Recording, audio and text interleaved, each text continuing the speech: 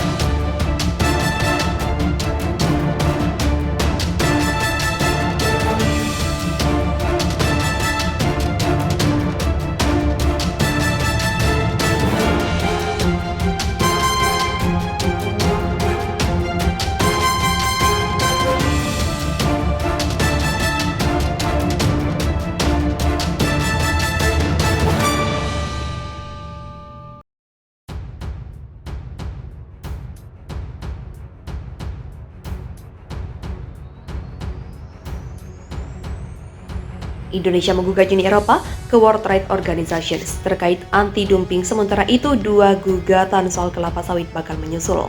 Deputi Bidang Koordinasi Investasi dan Pertambangan Kementerian Koordinator Bidang Kemaritiman dan Investasi Kemenko Marves Septian Haryoseto untuk anti-dumping. Gugatan dilakukan karena produk cold roll stainless steel Indonesia dikenakan anti-dumping oleh Eropa.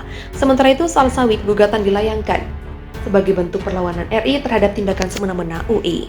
Kami masukkan gugatan ke WTO, mereka mengenakan anti-dumping. Ini kami anggap tidak sah. Jadi akan ada satu kasus baru, kami sudah submit di WTO. Menggugat UE aturan anti-dumping mereka, tegasnya dalam Energy and Mining Outlook 2023 di Sopo Del Tower, Jakarta Selatan, Kamis 23 Februari.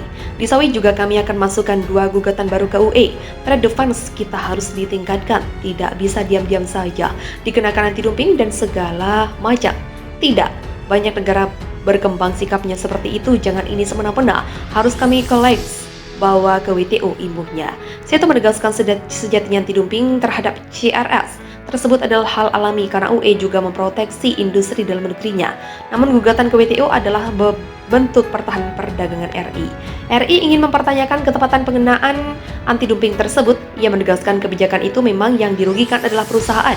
Tapi karena perusahaan tak bisa menggugat langsung ke WTO, maka akhirnya pemerintah yang menggugatnya. Oleh karena itu, perusahaan harus bekerja sama dengan pemerintah Indonesia untuk memperjuangkan keadilan tersebut. Bulan depan kami akan tanya ke UE, kenapa Anda memperlakukan anti-dumping sawit, mungkin 2 bulan lagi kami submit. Jelas itu. Tak membuat Presiden Joko Widodo berkecil hati, pasalnya Jokowi mendapat banyak dukungan untuk melawan balik Uni Eropa. Sejalan dengan keputusan Presiden Joko Widodo untuk melawan balik Uni Eropa, masyarakat Indonesia mendukung penuh langkah pemerintah untuk memberikan pelajaran bagi negara yang suka mendikte negara berkembang. Tak hanya masyarakat, Indef pun memberikan beberapa rekomendasi strategi untuk melawan Uni Eropa. Pemerintah tengah bersiap melawan balik Uni Eropa yang memprotes upaya RI memacu hilirisasi sumber daya alam di dalam negeri. Ekonom Institute for Development of Economics and Finance pun merekomendasikan strategi menghadapi sikap UE tersebut, menunda liberalisasi pasar domestik untuk produk Uni Eropa. Demikian rekomendasi Indef dikutip dari skenario putusan WTO RIT 2 dan respon pemerintah Indonesia. Sebagian mungkin mengatakan hal tersebut sebagai retaliasi perdagangan, namun keunggulan Indonesia adalah pasar domestiknya. Ini tidak boleh diserahkan tanpa perlawanan terhadap komoditas strategis seperti kelapa sawit, nikel, dan besi, tulis Indef. Apalagi perundingan Indonesia-Eropa Union Comprehensive Partnership Agreement kini tengah berlangsung. Seperti diketahui, Indonesia tengah menghadapi gugatan UE atas pelarangan ekspor biji nikel di Organisasi Perdagangan Dunia atau World Trade Organization. Di sisi lain, Indonesia pun tengah menggugat UE atas kebijakan tinggi Renewable Energy Directive 2 Indirect Land Use Tax yang menempatkan sawit RI masuk kategori berisiko tinggi. Jika hasil panel WTO tidak menguntungkan Indonesia, maka terdapat 3 skenario. Banding melalui arbitrase Equitable Mutually Agreed Solutions atau tidak banding. Kalau Indonesia kalah dalam sidang tersebut, maka pasar ekspor Indonesia akan terancam, tulis Indef. Disebutkan jika putusan Badan Sengketa WTO mengabulkan gugatan Indonesia, akan jadi insentif bagi produksi biodiesel karena pasar UE yang besar. Jika ditolak, Indonesia perlu naik banding dan menguatkan diplomasi ekonomi. Namun terlepas dari hasil putusan sidang WTO, perang dagang kelapa sawit Indonesia versus Uni Eropa akan terus berlanjut, sebut Indef.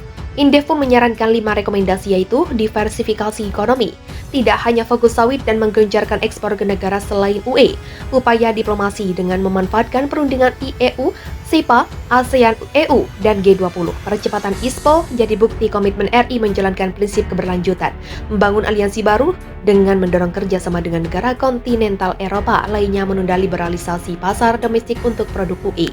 Sebelumnya WTO memilih mendukung gugatan UE atas kebijakan pelarangan ekspor biji nikel RI. Kini pemerintah tengah bersiap untuk melakukan perlawanan dimulai dengan pengajuan banding pada Desember 2022 lalu.